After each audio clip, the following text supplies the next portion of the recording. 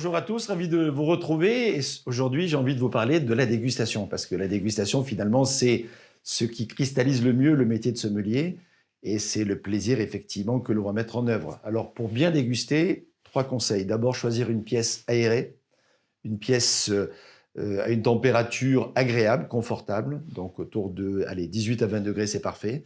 Et puis, une pièce bien éclairée. Donc, 3 points très importants. Aéré, pourquoi? Parce qu'il ne faut pas avoir d'incidences qui viennent perturber effectivement les parfums. La lumière, super important, parce que justement, on a ce repère solaire quasiment. Et si on change la lumière, on va changer les repères. Et troisièmement, effectivement, la température, parce qu'il faut avoir une température de confort. Et ne pas confondre à la fois la température de la pièce, la température de stockage des vins et la température de service du vin. Tout ça a beaucoup d'importance. Le confort, c'est important, bien entendu. La température de stockage, c'est une température de cave, on est entre 12 et 14 degrés. Et puis la température de service du vin, elle est en fonction du vin. Un vin blanc, ça se sert plutôt frais, autour de 8 à 10 degrés. Un vin rosé, c'est plutôt autour de 10, 12. Et puis les rouges se servent plutôt à partir de 14-15 degrés jusqu'à un maximum de 18 degrés. Voilà quelques petits conseils. Ensuite, important aussi, est-ce que vous êtes plus à l'aise pour déguster debout, comme je le suis là devant vous? Est-ce que vous préférez vous asseoir? S'il y a beaucoup de vin, c'est plutôt pas mal. Il peut y avoir aussi le système intermédiaire d'un manche debout qui vous permet effectivement d'être assez confort. Moi, j'aime plutôt bien ça. Je vais vous expliquer maintenant comment mettre en œuvre une dégustation. Alors d'abord, il faut choisir le vin que vous avez envie de goûter. Là, j'ai un vin blanc, la cuvée La Dilecta, ici en Sauvignon de Touraine, et puis un rouge qui est un grillé d'Aunis. La différence entre les deux, c'est que là, j'utilise un panier parce que c'est un vin rouge, il peut y avoir du dépôt, donc la bouteille étant stockée à l'horizontale dans ma cave, eh bien, je suis allé chercher la bouteille dans le casier que j'ai déposé dans le panier ici, et ça va permettre effectivement de stabiliser le dépôt et de mieux présenter le vin. Deuxièmement, une bouteille plus classique ici, donc ce blanc dont je viens de vous parler. Pour bien ouvrir une bouteille, il faut venir découper ici, avec la partie couteau de l'ouvre-bouteille, effectivement, la capsule. Bien sous la bague, c'est un guide, c'est assez pratique et ça va vous permettre ensuite, en incisant légèrement sur le côté comme ça, de la retirer et d'avoir une coupe très franche qui va permettre ensuite, quand le vin va couler, de ne jamais rentrer en contact avec effectivement cette partie un petit peu métallique. Ensuite, on va chercher la vrille, un bon tire-bouchon, il y a au moins 5 tours de vrille ici. Et là, on va piquer au centre. Alors, pour piquer au centre, vous arrivez sur le côté comme ça, vous piquez au centre, et après, vous relevez, tout simplement. Et là, vous êtes sûr d'être au centre du bouchon. Vous descendez délicatement, 2, 3, 4 tours. Voilà. Vous prenez un petit peu d'appui comme ça, encore un petit peu. Éventuellement, sur les bouchons longs, vous pouvez redonner un tour de vrille. Là, ce n'est pas nécessaire pour cette bouteille-là. Et ensuite, vous sortez délicatement en finissant tranquillement avec les doigts comme ça pour pincer le bouchon. Sentir le bouchon, toujours très important parce que c'est là que l'on voit si la netteté du vin est belle. Et là, il n'y a aucun souci sur cette bouteille-là, par exemple. Si vous avez une odeur qui ne vous plaît pas, qui vous perturbe, il ne faut pas hésiter ensuite à vérifier vraiment en goûtant le vin lui-même. Une fois que ceci est fait, il faut choisir le verre adapté. Là, j'ai 3 types de verres, vous voyez. Donc ici, avec un bord, ce qu'on appelle le buvant rentrant, là, un buvant qui est juste à la verticale, et là, un buvant un petit peu retroussé. Donc, en fonction de ce que j'ai envie de faire passer comme message, je vais vous expliquer ça plus en détail tout à l'heure, je vais choisir le verre. En l'occurrence, ici, je vais choisir pour ce blanc, ce verre-ci, qui s'appelle le Revel Up, et avec ce bord effectivement franc qui va permettre d'allonger le vin dans la bouche sans trop perturber son arrivée justement en bouche. Voilà. Un petit coup de nez, un deuxième coup de nez. Et ça, c'est très intéressant parce que si le deuxième nez est extrêmement plus révélateur, il ne faut pas hésiter à oxygéner le vin. Pourquoi pas le mettre en carafe? Ici, vous avez une carafe, par exemple, parfaite pour les vins blancs. Ici, on a plutôt des carafes qui sont adaptées au vin rouge. Là, on cherche un petit peu d'oxygénation. On a une surface raisonnable, justement, d'ouverture. Et là, on a une surface d'étalement beaucoup plus importante pour des vins rouges qui mériteraient effectivement beaucoup plus d'oxygénation. Voilà un petit peu quelques petits principes, en étant toujours vigilant. Quelque chose d'important, c'est de bien gérer la température, parce que c'est le moment où vous servez, le vin est à une température. Il ne faut pas oublier que le verre est à la température ambiante. En parlant, on prend du temps. On fait tourner le vin, on réchauffe aussi un petit peu le vin par un phénomène mécanique à l'intérieur du verre. Et donc, on gagne rapidement 1, voire 2, voire 3 degrés dans les minutes qui suivent le service. Donc, tenez-en compte, effectivement, pour mieux vous faire plaisir. Alors, comme vous le savez, on ne boit pas pour oublier, mais on goûte pour se souvenir. Et rien de tel pour se souvenir que d'écrire. On peut le mémoriser différemment, mais en écrivant, c'est plutôt pas mal. Remplir une fiche de dégustation, ça demande effectivement un petit peu d'organisation. D'abord, on fait l'identité du vin, le nom du cépage, le nom de l'appellation, le nom du producteur, le millésime, enfin tous les renseignements un peu factuels. Voir la date à laquelle on a acheté le vin, la date à laquelle on goûte le vin, parce que le vin, c'est une matière vivante, donc ça évolue. Et ensuite, on le décrit. On le décrit d'abord avec effectivement l'observation visuelle, très important parce que ça donne effectivement des repères sur l'âge du vin. Il y a une dégradation de la couleur avec le temps. Les larmes également, pour voir un peu la viscosité, la générosité, voir le côté solaire du vin ou non. Ça, ce sont des informations qui sont rapidement vues. Ensuite, deuxième étape extrêmement importante, ce sont les parfums du vin.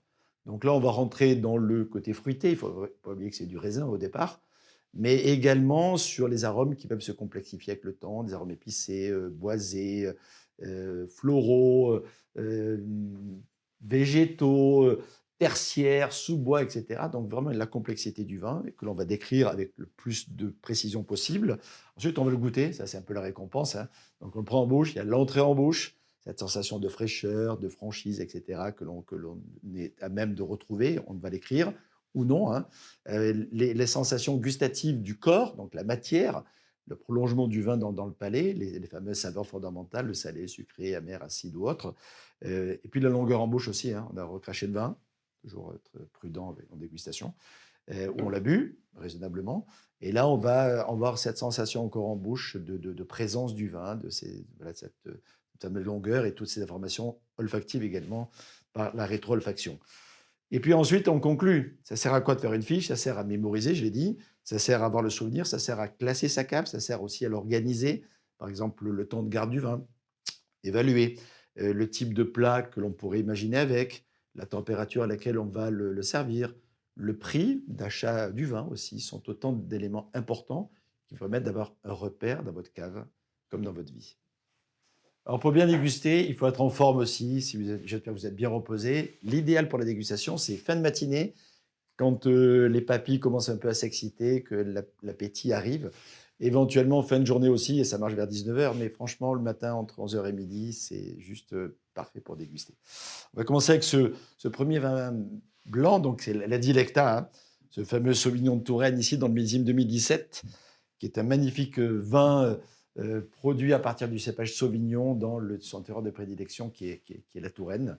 Et j'ai choisi un verre qui est bien adapté, c'est-à-dire un verre qui n'est pas trop large pour les blancs, qui a une cheminée relativement montante et un buvant étroit mais un peu linéaire pour aller juste accompagner le vin dans sa spontanéité et dans sa fraîcheur. C'est ça un bon verre à dégustation finalement. Un pied, une jambe et un calice bien équilibré. Ensuite, le prendre comme il faut. Ici, ça c'est la prise idéale. Si vous le prenez trop bas, trop haut, finalement ça déséquilibre un peu la prise et surtout ça change l'angle d'arrivée en bouche, ce qui peut éventuellement changer vos repères de dégustation. Donc prenez-le toujours de la même façon et je vous suggère plutôt comme ceci. Ensuite, on regarde le vin. Là, on a une couleur jaune or avec des reflets encore un petit peu verts. C'est brillant, il y a une parfaite limpidité. Le disque est épais, ce qui prouve un peu la générosité du vin, mais avec une réserve, à mon avis, de fraîcheur, vue justement dans les reflets verts. Les larmes, vous voyez sur la paroi du verre, hein, ça coule ici un peu, c'est un petit peu généreux, ça montre effectivement le côté bien équilibré, plutôt ensoleillé de ce joli millésime. Ensuite, aromatiquement parlant, donc là, on se fait plaisir parce que franchement, on est dans le fruit, on est dans le fruit exotique, on a des arômes à la fois de fruits du verger, voilà, de pêche, un petit peu de poire aussi, mais également ce côté exotique qui rappelle un peu le fruit de la passion, l'ananas, etc. C'est vraiment très, très agréable. Et puis ensuite, lorsqu'on le fait tourner un peu comme ceci, on va réoxygéner le vin et lui donner encore plus d'expression aromatique. Là, on sublime effectivement la matière et là, on va ressentir plus le terroir, le côté minéral, des notes un petit peu, voilà, cette minéralité, voire une petite pointe végétale très agréable. Et puis après, il y a la bouche, hein, la récompense.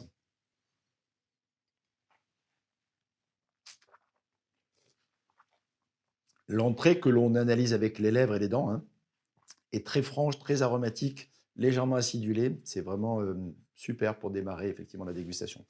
Après, le palais, c'est le reste de la cavité qui rentre en ligne de compte, hein. La langue, la cavité buccale inférieure supérieure. Et là, on a effectivement une certaine ampleur, mais toujours avec cette réserve de fraîcheur qui est très agréable parce qu'on a besoin de cet acidulé quand on goûte un vin blanc sec. C'est vraiment très, très intéressant. Et on a une jolie longueur qui est fondée sur une certaine générosité et une petite pointe d'amertume qui est très agréable et qui permet de prolonger effectivement le plaisir. Voilà. C'est un joli vin que l'on peut déguster comme ça à l'apéritif, c'est génial. Sur des poissons de rivière, bien entendu, n'oubliez pas le fil de la Loire. Sur des crustacés, ça fonctionne très bien. Sur des coquillages, c'est pas mal aussi. Sur des fromages de chèvre, c'est juste un grand moment. Et puis surtout, choisissez bien les gens avec qui vous le goûtez, plutôt des amis que vous appréciez. Le rouge que j'ai choisi pour illustrer mon propos, c'est le Gris d'Onis, un très joli vin assez original, produit du côté de Vendôme, avec effectivement le Pinot d'Onis, qui est un cépage très rare, très intéressant pour plein de raisons. Je vais vous en parler. Déjà à l'œil, c'est un rouge avec une couleur relativement tendre, assez transparente, peu profonde, mais avec une jolie robe, élégante, plutôt dans des tons allez, grenat, avec un petit peu de notes légèrement orangées sur le pourtour. Avec, voilà, donc c'est effectivement déjà un vin avec une petite pointe d'évolution, puisque là on est sur le millésime 2000. Là on est sur un vin avec un petit peu d'évolution, puisqu'on est sur le millésime 2018. Et on a déjà un peu effectivement ce marqueur au niveau visuel. Beaucoup de larmes aussi. On sent quand même la générosité de cette année particulière. Et aromatiquement parlant, c'est un vin qui interpelle le Pinot de Nice, hein. Il y a à la fois du fruit et des épices. Il y a un côté fruit un petit peu acidulé, fruit rouge plutôt, et puis il y a le côté poivré qui est là et qui est vraiment le marqueur de ce cépage tout à fait particulier. Si on le fait tournoyer dans notre verre et oxygéner davantage, on va accentuer ce côté épicé, poivré en particulier, mais on va développer justement des petites épices douces tout autour, des notes qui rappellent aussi la girofle, la coriandre, etc. C'est vraiment très, très intéressant, tout en ayant une base fruitée, hein, fruits plutôt rouges, un petit peu acidulés. Il y a des notes de groseille, de framboise, tout ça qui sont juste magnifiques, très, très agréables et qui se complexifient avec l'oxygénation.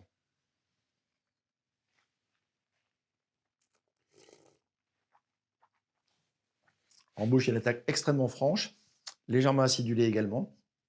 C'est un vin qu'on ne va pas servir trop chaud. Idéalement, autour de 16 degrés, c'est juste parfait.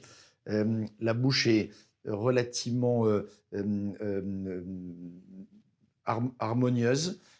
On a de la fraîcheur. Il y a un petit peu de rondeur, mais c'est vraiment l'équilibre sur la fraîcheur plutôt qui donne, j'allais dire, l'empreinte du vin. La longueur est bonne. C'est un vin qu'on peut attendre un peu, même si on a du plaisir à le goûter aujourd'hui, hein. Au bout de 2-3 ans, c'est déjà très agréable. C'est un vin parfait et multicarte presque, parce qu'on peut le goûter avec des cochonailles, avec des petites, voilà, Dieu sait s'il y en a dans la Loire, hein, des saucissons, des rillettes, des pâtés, des terrines, etc. Ça peut aller aussi sur une volaille rôtie, par exemple, merveilleusement bien. Ça peut aller sur des fromages plutôt en pâte cuite. Mais ça peut aller aussi sur des poissons, parce que cette fraîcheur-là fait que sur, par exemple, des poissons de rivière, un cendre, un brochet, travailler avec un petit jus, éventuellement de volaille, un petit jus de cuisson, ça fonctionne très très bien. Et même sur des viandes rouges, pourquoi pas aussi, hein, notamment sur des canards, mais travailler un fruit un peu acidulé, par exemple canard à la groseille ou canard au cassis. Là, on va aller, et puis n'oubliez pas le poivre, hein, parce que finalement, la liaison se fait pas mal avec le poivre également.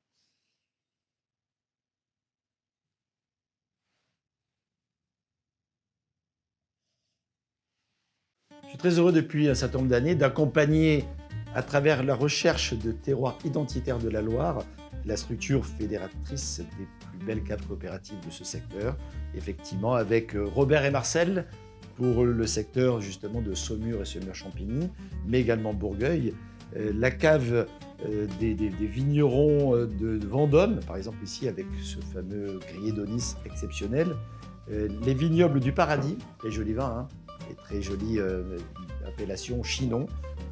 Ici, la cave de Vouvray, très belle cave des producteurs de Vouvray, avec à la fois des vins tranquilles et des vins effervescents. Mais aussi la cave de Saint-Romain, par exemple, dans le Cher, avec des très jolies cuvées, pas loin du secteur de Chenonceau. Et puis, les vignerons de la Noël, avec de très jolies cuvées sélectionnées sur l'appellation Muscadet, et notamment ici, une cruclisson d'exception. Je vous souhaite une très belle dégustation à tous et à bientôt.